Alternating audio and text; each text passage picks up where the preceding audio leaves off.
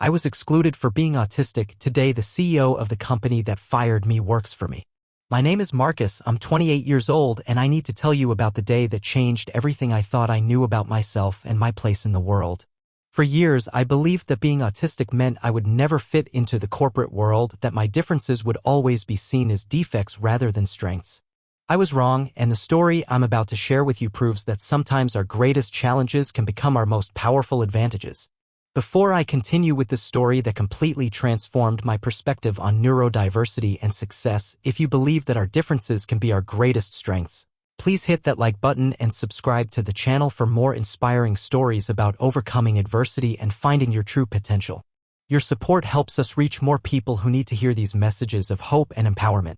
It all started 3 years ago when I was working as a junior software developer at TechFlow Solutions, a mid-sized technology company in downtown Seattle. I had managed to land this job after months of searching, and I was determined to prove that my autism wouldn't hold me back. What I didn't realize was that I was walking into an environment where my neurological differences would be seen as liabilities rather than assets. From my very first day, I could sense the uncomfortable glances and whispered conversations. My direct communication style, which I've always considered honest and efficient, was interpreted as rude or inappropriate. When I asked specific questions about project requirements or pointed out inconsistencies in the code, my colleagues would exchange looks as if I had said something wrong. I didn't understand the unspoken rules of office politics, the small talk that seemed to consume so much of everyone's time, or why people said one thing but meant another. My supervisor, Janet Morrison, was a woman in her 40s who had climbed the corporate ladder through what she called people skills. She had no technical background but prided herself on managing teams and building relationships. From the beginning, she seemed uncomfortable with my working style. While other developers would spend hours in meetings discussing theoretical approaches, I preferred to dive straight into the code, analyze the problems systematically, and present concrete solutions. Marcus, she said during my first performance review, you need to work on your soft skills. Technology is about teamwork, not just coding. You can't just ignore the social aspects of this job. I tried to explain that I wasn't ignoring anything, I was simply focused on doing the work efficiently and accurately. But she didn't seem to understand that my brain processes information differently, that small talk feels overwhelming to me, and that I express enthusiasm and engagement in ways that might not look typical. The breaking point came during a critical project we were working on for a major client.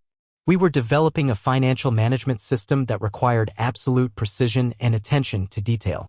While my colleagues were having lengthy discussions about user interface colors and marketing strategies, I noticed a fundamental flaw in the security architecture that could potentially expose sensitive financial data. I immediately brought this to Janet's attention during a team meeting. The encryption protocol we're using has a vulnerability that could be exploited through SQL injection, I said, presenting my detailed analysis. If we don't fix this, our client's financial data could be compromised within weeks of launch. The room fell silent. My colleagues looked uncomfortable and Janet's face flushed with irritation. Marcus, she said in a condescending tone, we appreciate your thoroughness, but you need to learn when to speak up and when to stay quiet. This kind of alarmist behavior is exactly what we've been discussing in your reviews. You're creating unnecessary panic over theoretical problems. I felt my heart sink. This wasn't theoretical. I had run multiple tests and documented every step of my analysis. But I could see in their faces that they thought I was being difficult, that my attention to detail was somehow problematic rather than valuable. Over the next few weeks, I submitted additional reports about the security vulnerability, each more detailed than the last. I even stayed late several nights to develop a solution. But Janet continued to dismiss my concerns, and gradually, I was excluded from important meetings and decision-making processes. The isolation was devastating. As someone with autism, I already struggled with social connections, and now I was being systematically pushed out of the professional relationships I had worked so hard to build. I started eating lunch alone. My suggestions were ignored in meetings, and I could feel myself becoming invisible in my own workplace. The sensory overload of the open office environment, combined with the social stress, was becoming unbearable. One Friday afternoon, Janet called me into her office with a serious expression. Marcus, I'm going to be direct with you. This isn't working out. Your inability to collaborate effectively, your tendency to create problems where none exist, and your general difficulty fitting in with the team culture. It's become disruptive to our work environment. I tried to respond, to explain that I was trying to protect the company and our client, but she held up her hand to stop me. I've spoken with HR and we've decided to terminate your employment. Your last day will be next Friday. I'm sorry, but sometimes people just aren't the right fit for an organization. As I walked out of that office, I felt like my world was crumbling. All my life, I had been told that my autism was something to overcome, something to hide, something that made me less capable than others. Now, it seemed like that was being confirmed in the most painful way possible. I had been fired not for incompetence, but for being different. For thinking differently, communicating differently, for seeing problems that others couldn't or wouldn't see. The next few months were the darkest of my life. I applied for dozens of jobs, but each interview seemed to confirm my worst fears. Employers would start enthusiastically when they saw my technical skills, but as soon as they met me in person, I could see the doubt creeping in. My lack of eye contact, my direct communication style, my tendency to focus intensely on technical details rather than engaging in casual conversation, it all worked against me. I started to believe that maybe Janet was right. Maybe I was too different, too difficult, too autistic to succeed in the professional world. I considered giving up on my career entirely, maybe finding some isolated job where I wouldn't have to interact with people who couldn't understand how my brain worked. But then something unexpected happened. About 8 months after being fired from TechFlow, I received a phone call from a woman named Dr. Sarachin, who introduced herself as a cybersecurity researcher at the University of Washington. She had heard about my analysis of the security vulnerability through a mutual connection in the tech community. Marcus, she said, I've been following the TechFlow situation, and I have to tell you, your analysis was not only correct, but it was brilliant. The vulnerability you identified was exploited by hackers just 3 months after the system went live. The client lost over $2 million in fraudulent transactions, and TechFlow is facing multiple lawsuits. I was stunned. My fears had come true, but instead of feeling vindicated, I felt sick thinking about the damage that could have been prevented. Dr. Chun continued, what's remarkable is that you identified this vulnerability using a pattern recognition approach that our top cybersecurity experts missed. Your autistic brain's ability to process complex systems and identify anomalies is exactly what we need in cybersecurity research. She offered me a position as a research assistant in her lab, focusing on developing new methods for identifying security vulnerabilities in financial systems. For the first time in months, I felt hope. Dr. Chun didn't see my autism as a problem to be managed. She saw it as a cognitive advantage that could contribute to groundbreaking research. Working in Dr. Chen's lab was a revelation. My colleagues were other researchers and graduate students who valued precision, attention to detail, and systematic thinking. My direct communication style was seen as refreshing honesty, and my ability to focus intensely on complex problems for hours at a time was considered a superpower rather than a social deficit. Within 6 months, I had co-authored 3 papers on cybersecurity vulnerabilities, and my pattern recognition abilities had helped identify security flaws in systems used by major corporations. My work was gaining attention in the cybersecurity community, and I realized that my autistic brain wasn't a barrier to success. It was the key to a type of success I had never imagined possible. Dr. Chun encouraged me to start my own cybersecurity consulting company, focusing on vulnerability assessments for financial institutions. Marcus, she said, you have a unique gift for seeing what others miss. The corporate world needs people like you, even if they don't always recognize it immediately. I was terrified at the idea of starting my own business. As someone with autism, the thought of managing client relationships, handling business development, and navigating complex social dynamics seemed overwhelming. But Dr. Chun helped me understand that I didn't need to do everything myself. I could build a team that complemented my skills, hiring people who excelled at client relations while I focused on the technical aspects I was passionate about. My first major client was a regional bank that had been struggling with security breaches. Using the same systematic approach that had gotten me fired from TechFlow, I identified 17 critical vulnerabilities in their system within the first week. But this time, instead of being dismissed, my analysis was celebrated. The bank's IT director called my work the most comprehensive security assessment we've ever received. Word spread quickly in the financial industry. Banks and credit unions began reaching out, eager to have their systems analyzed by someone who could identify problems that traditional security firms missed. My autism, which had been seen as a social liability, became my greatest professional asset. My ability to focus intensely on complex systems, my attention to detail, and my pattern recognition skills were exactly what the cybersecurity industry needed. Within 18 months, my consulting firm, Spectrum Security Solutions, had grown to 12 employees. I had hired a business development manager to handle client relations, allowing me to focus on the technical analysis that I excelled at. We were working with major financial institutions across the country, and our success rate in identifying previously unknown vulnerabilities was unprecedented. The irony wasn't lost on me. The same qualities that had made me difficult and disruptive at TechFlow, my insistence on thorough analysis, my unwillingness to ignore potential problems, my direct communication style, were now the foundation of a thriving business. I had found an environment where my neurodivergent brain was not just accepted but valued and celebrated. Then came the phone call that would complete my transformation story. It was a Tuesday morning in March when my assistant, Jennifer, knocked on my office door with an unusual expression on her face. "Marcus, you have a call from Janet Morrison. She says she's the new CEO of TechFlow Solutions and wants to discuss a potential consulting contract." I felt my stomach drop. Janet Morrison, the same woman who had fired me for being too difficult and unable to collaborate, was now the CEO of TechFlow? And she wanted to hire my company? The irony was almost too much to process. I took the call, my hands trembling slightly as I picked up the phone. Janet's voice was different than I remembered, more professional, but with an underlying tone of desperation. "Marcus, I hope you remember me. I'm calling because TechFlow is facing a serious crisis. We've had multiple security breaches over the past year, and we've lost several major clients. Our insurance company is demanding a comprehensive security assessment, and frankly, your company has the best reputation in the industry for this type of work." I remained silent for a moment, processing the situation. The woman who had fired me for identifying security vulnerabilities was now asking me to fix the very problems I had warned about 3 years earlier. "I remember you, Janet," I said finally. "I also remember the conversation we had about theoretical problems and alarmist behavior."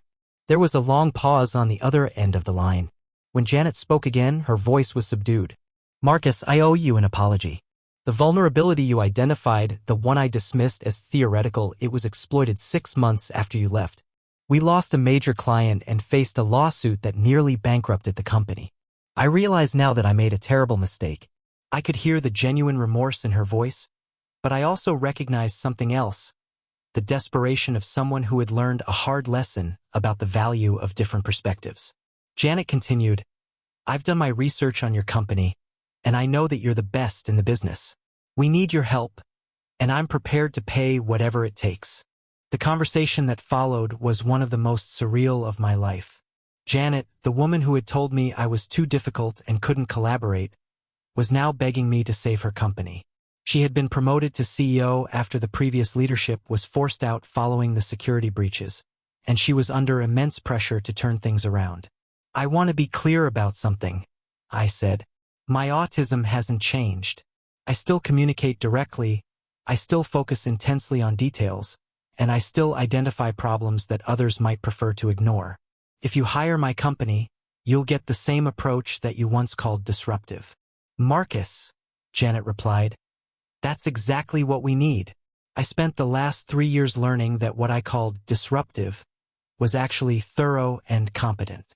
Your different perspective isn't a liability. It's exactly what could save this company." 2 weeks later, I walked into the TechFlow offices for the first time in 3 years. The irony was overwhelming. I was returning to the place where I had been fired for being autistic, but this time as the CEO of a successful company, hired to solve the very problems I had identified years earlier. The assessment took 6 weeks, and what I found was even worse than I had feared. The security vulnerability I had originally identified was just the tip of the iceberg. The entire system was riddled with flaws that could be exploited by anyone with basic hacking skills. It was a cybersecurity disaster waiting to happen. But this time, my analysis was met with attention and respect. Janet implemented every recommendation I made, and the TechFlow team worked around the clock to address the vulnerabilities. For the first time in years, I felt like my autism was being viewed as an asset rather than a liability. The project was a complete success.